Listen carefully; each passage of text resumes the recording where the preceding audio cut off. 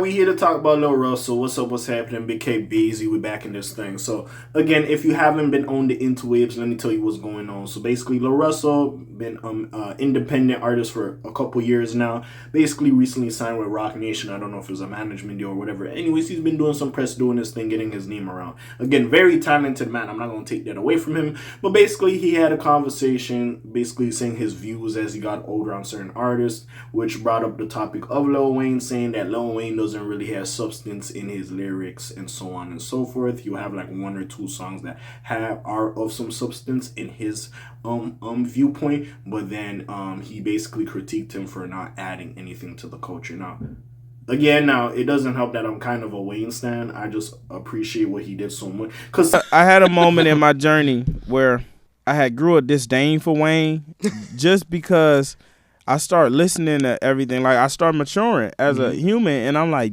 damn, this nigga wasn't talking about nothing for a long time. And see, this is my thing with LaRussell. Yes, I'm not gonna sit here like every Lil Wayne song, this nigga was substancing me to death. No, he had like a 1-2 song here and there. I'm not gonna lie to you. But like, we can't deny his influence and his skill as a rapper. I'm not saying about what he talks about, just his skill. Listen, as we sit here and we say, oh, look at Thug, he's very influential, he got a lot of kids. Or look at this person, he's very influential, there's a lot of kids, in the aspect of the newer generation of rappers, like idolizing you and either spinning off from your style or being under your musical tree. Then Wayne got a whole couple of kids, bro. Wayne grandfathered a lot of niggas. All the little rappers, come the fuck on. It's this nigga Wayne. Everybody.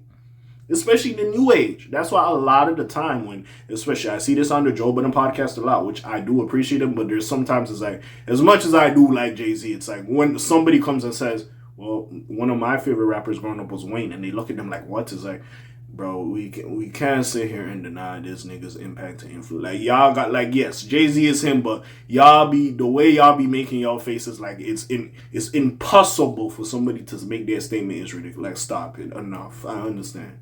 The whole Avengers, but enough, bro. Wayne is that dude, bro. We not. It's like the Kobe MJ thing. Bro, yes. MJ is that nigga. I grew up off Kobe Bryant. And sadly, yes, I went back and watched the film on Michael Jordan. Great. Can't take that away from him. Like, Jay-Z is a great. But, yo, this is who I had when I was coming up. The other nigga, even though he was there, he wasn't as prevalent at that time. Rather, this nigga had a run. So who am I going to gravitate more towards? Who's getting bumped more for my generation going outside? Is this nigga right here.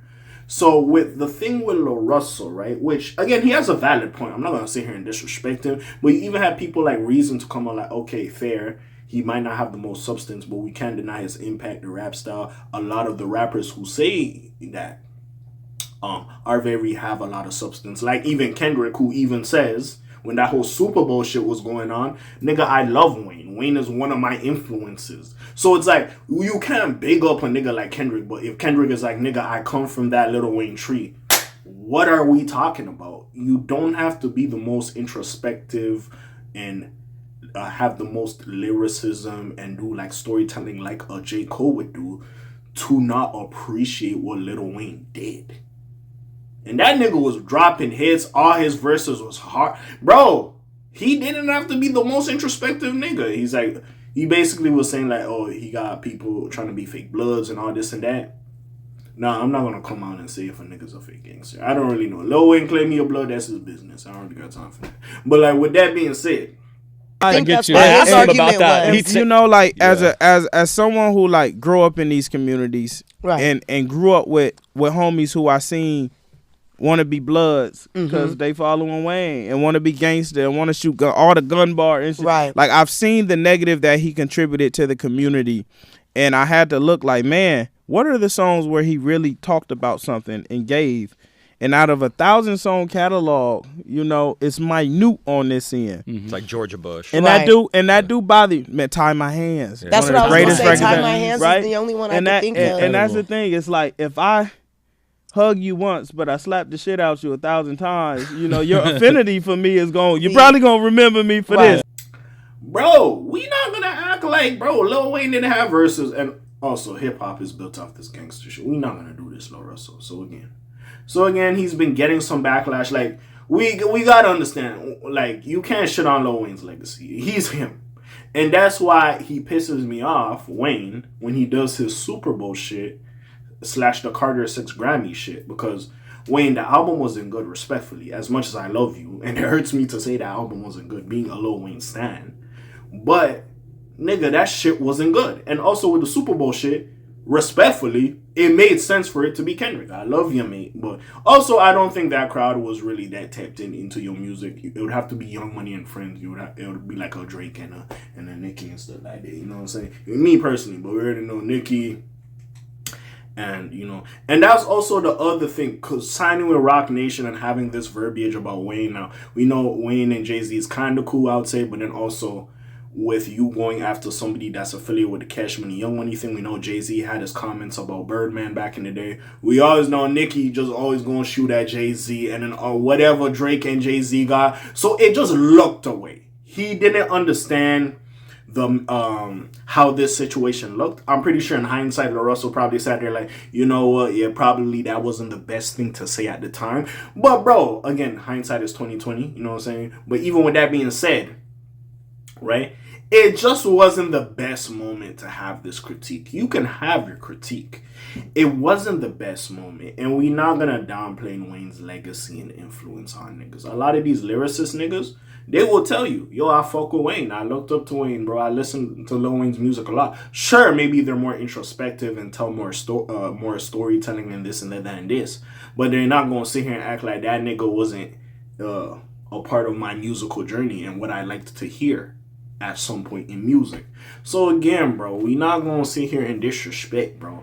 Because Wayne is like, to me, he's like an elder statesman. That nigga's Joe Biden for real. He just doing whatever he doing. I'ma sit here and listen. You know, I'ma critique it when it's bad. Cause like with Wayne, he don't gotta do. If Wayne don't drop another album, that's good. I don't need another Wayne project. I would like more. Cause again, I'm one of the people, I love the Carter 5. But even with that being said, he doesn't need to, bro. He's done enough. You can see with all the little rappers running around, or all the motherfuckers getting the face tattoos. We know your family tree. We can plot it out. Shit, Thug, prime example. And if Thug got some people under him, then the people under him is also under Wayne, because we know Thug love Wayne. So it's like, bro, it's like he did what he did. His influence cannot be shunned. His rap ability is great. Like punchline. Like we can't disrespect again. And I can see where LaRussell is coming from, because I'm not gonna completely just dog him for that critique. But like, bro, you didn't need to say that. And honestly, bro, you could feel that way. Every rapper doesn't have to be that. And honestly, if every rapper was like that, shit would be boring. We need niggas that's just gonna do their own thing. And that was Wayne. He did his own thing to the point he birthed some other shit. But anyways, man, let me see. Let me see if I missed anything. Let me skim through the article a little bit. I might get his exact quotes. I had a moment in my journey where I grew a disdain for Wayne, the Vallejo MC said. Yada, yada, yada. The Jay-Z's, I don't know how he didn't think that through, because he seems like a very intellectual man. Just because I started listening to everything and I started maturing as a human, and I'm like, damn, this N-word wasn't talking about nothing for a long time.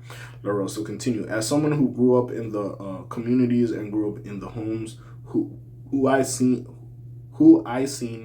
want to be Bloods because they followed Wayne. Well, them boys wasn't for real. If they gonna listen to Lil Wayne and start gangbanging, like, they ain't serious. Like, it's different if you gangbanging to gangbang, but I listen to my favorite artist again, like, nigga, they ain't serious. And want to shoot all gun bar. We're not gonna act like niggas don't have gun bar. Like, stop it. Anyways, I've seen the negative that he contributed to the community, and I have to look like, man, what are these songs where he really talked about something and gave? LaRussell, let's not act like every nigga in hip-hop. Like, as much as I do love hip-hop and there is positive people in it, let's not act like these niggas don't talk about some bullshit here and there. Like, stop it. I fuck with you, but stop. He ain't the only nigga. we not doing this. Like, stop it. I'm sorry, bro. You're chatting. Out of 1,000-song catalog, it's minute on this end. He went, oh, man, tie my hands. One of the greatest records ever. If I hug you once, but I'll slap the ish out of you 1,000 times. Your affinity for me, you're probably gonna remember me for this. As I mature, a lot of my old favorite artists, I'm like, damn, I love you because I learned how to rap to you. But when you look at the contributions, it's like, man. And I get it, but like, bro, I feel like you're doing too much. Again, you can have your opinion, but I just feel like, yeah, bro, yeah. He should have seen the climate and kind of dialed it back. Let me see what people have said. Comprehension be at an all-time low. The having like this artist wrote.